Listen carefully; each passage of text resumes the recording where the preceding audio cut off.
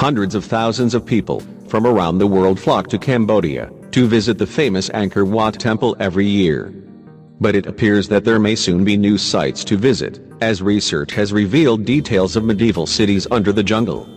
Scientists used laser technology to shed new light on the civilization behind the world's largest religious complex.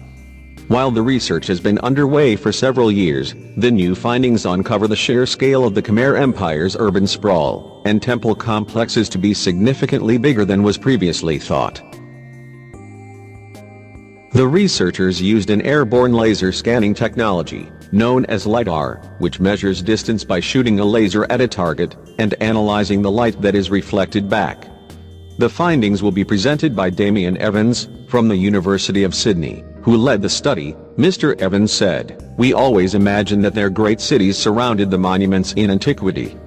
But now we can see them with incredible precision and detail, in some places for the very first time, but in most places, where we already had a vague idea that cities must be there."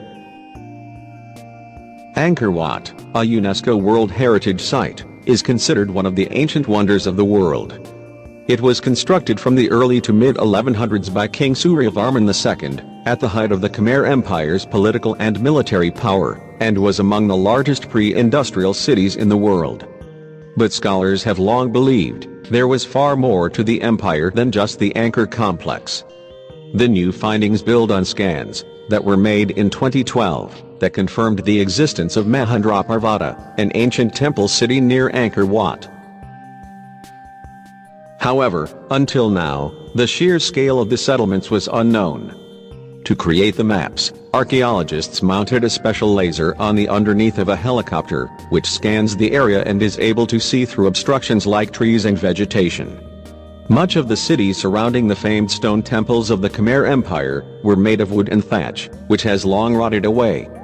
Mr. Evans said, "The Lidar quite suddenly revealed an entire cityscape there with astonishing complexity. It turned out we'd been walking and flying right over the top of this stuff for 10 years, and not even noticing it, because of the vegetation." Among the new scans already published are a detailed map of a huge city complex surrounding the stone temple, known as Priakan of Kampong Sve, a series of iron smelting sites dating back to the Angkor era, and new information on the complex system of waterways that kept the region running. The new data also maps out the full extent of Mahendraparvata, information that will make future digs much more accurate and less time-consuming.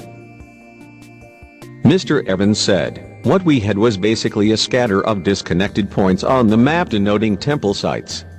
Now it's like having a detailed street map of the entire city."